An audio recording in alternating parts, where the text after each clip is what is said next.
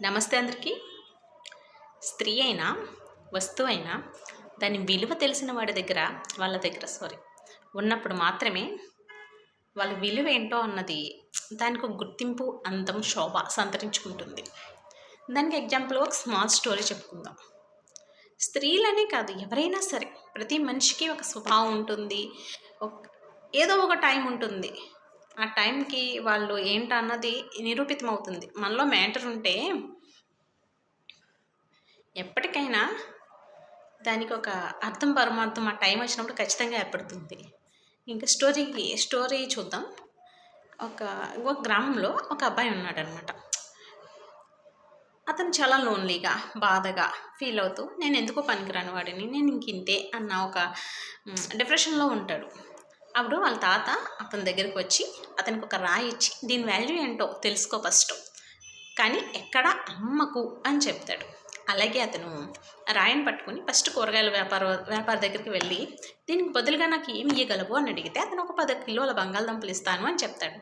ఆ రాయిని తీసుకుని ఇంకా ముందుకు పోయి ఒక నగల వ్యాపార దగ్గరికి వెళ్ళి దీని వాల్యూ ఎంత అని అడిగితే అతను 50,000గా దాని విలువ కడతాడు.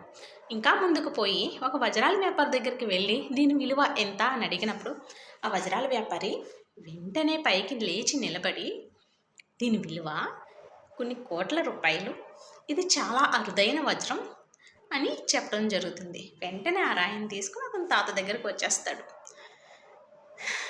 దీని ద్వారా మనకు అర్థమైంది ఏంటి అంటే, మన విలువ తెలిసిన వారి దగ్గర ఉన్నప్పుడు వస్తువుకైనా, మనిషికైనా, దేనికైనా సరే దానికి ఒక అర్థం, పరమార్థం, శోభ అన్నది సంతరించుకుంటుంది. మన విలువ తెలియని వాళ్ళ దగ్గర మనం ఉండి వాళ్ళు ఏదో అన్నారని చెప్పేసి దానిని మన యొక్క వాల్యూ కింద మనం అనుకుని మనం ఇంతే అని చెప్పి అనుకుంటే అసలు అది ఎంతవరకు కరెక్టు? అలా మనం ఆలోచించడం కూడా కరెక్ట్ కాదు. మనలో ఎప్పుడైతే ఏ విషయంలో అయినా సరే మనలో సబ్జెక్ట్ ఉన్నప్పుడు అది ఏదో ఒక టైంకి, ఆ టైం వచ్చినప్పుడు ఖచ్చితంగా అది బయటపడుతుంది. దానికి రావాల్సిన గుర్తింపు వస్తుంది. అదనమాట.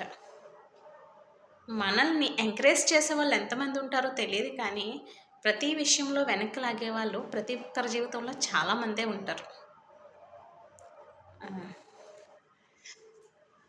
ఎవరి మాటలు పట్టించుకోకుండా మన వేలో మనం ఎప్పుడూ కూడా మనం ఏదైతే నమ్ముతామో అది ఖచ్చితత్వంతో వెళ్ళిపోతూ ఉంటే ఏదో ఒక రోజుకి మన గుర్తింపు అన్నది ఖచ్చితంగా 10 మందికి తెలియాలని కాదు, కానీ